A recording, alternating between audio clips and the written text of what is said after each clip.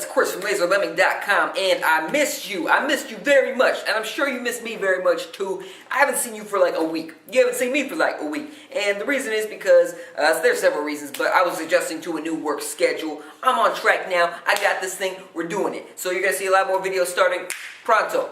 Anyway, Nintendo. They had their January Nintendo Direct. Wow. 2015, Nintendo is kicking this shit off right? No, I don't think so. I personally don't agree that this was an awesome Direct. If you are a fan of handheld gaming, you might disagree with me. And I like handheld gaming. I've grown more towards the console PC side over the years, just definitely favoring that. But Nintendo finally announced the new 3DS for America. Wow. Coming February 13th, you can get the new Nintendo 3DS. And let me start with one of the reasons why I didn't really like this Direct. Nintendo was announcing this thing, showing it off like they had nobody in America had ever seen it before. Like, it hadn't been announced months ago for Japan and Australia. And, you know, that's fine. Okay, it's PR. Gotta act like it's brand new. It's called the new 3DS. But they also started referencing things like you should have known anyway. Like they said that, you know, we announced this Xenoblade game that's only going to be available on the new 3DS earlier in a Japanese Direct that you probably watched. And you probably already knew about it because if you're watching Nintendo Directs, you happen to be a well-informed gamer.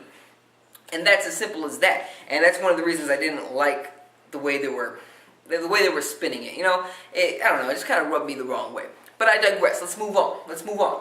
What else happened in this Direct? Well, they announced Splatoon will be releasing in May. Splatoon looks awesome. Splatoon looks like a lot of fun. It looks like a lot of fun. I don't know what else to say. I just love the vibe. I love the colors. I love the fact that it's got multiplayer and single player. It's just a full fucking game. That's not a very in-depth analysis of the game, but I think it looks like a lot of fun, and I hope if you have a Wii U that you pick this game up. I want to support new IPs from Nintendo on consoles, not just on handhelds, because that seems to be what they focus on when they make a new IP. What else happened? Well, Wii Virtual Console games. They just jumped over N64, jumped over GameCube, and said, hey, Wii! We're doing Wii for the Virtual Console. But, by the way, Nintendo supposedly dropped the Virtual Console trademark the other day. Which, I don't know what that means, because it seems like a weird thing to do. Especially because Virtual Console just was a very well-referenced name. So I don't know if Nintendo's just phasing that out in order to have a just more general eShop store.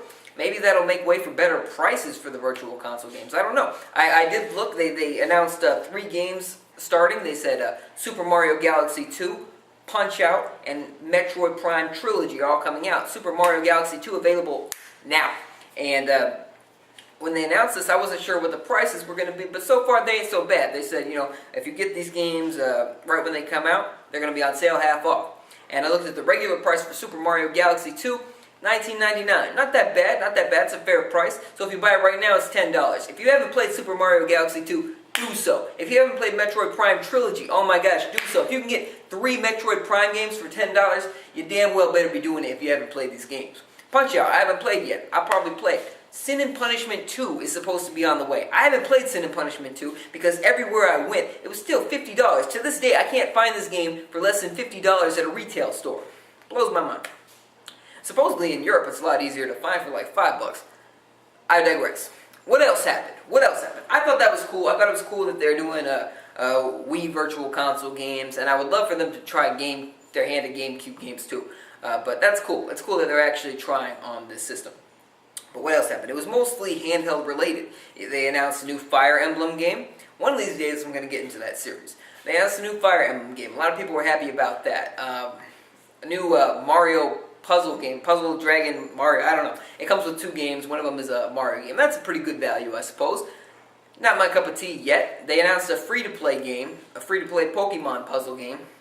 Looked kind of cool, but at the same time it had a very Candy Crush kind of model to it, which I wasn't digging. It was all about pretty much microtransactions, paying for fucking money to play the game more. Didn't really dig that. But the game itself looked fun enough, I guess. But I don't think Nintendo should be chasing a mobile strategy when their strategy is clearly a dedicated handheld still. I think they're trying to have their cake and eat it too in that regard. Now, what happened with the new 3DS that really is pissing people off? Well, there's two things. Because the new 3DS looks cool. It's got the little nub that Nintendo would not stop talking about during this Direct. It's got a ZL and ZR buttons, well, ZL and ZR buttons, that Nintendo didn't really talk about at all during the Direct. But what pissed people off? What pissed me off? What pissed you off? Well, they announced kind of slyly that they would only be releasing the new 3DS XL version in America, not the regular version. In Japan, there's two versions. There's the regular size, and then there's the XL version.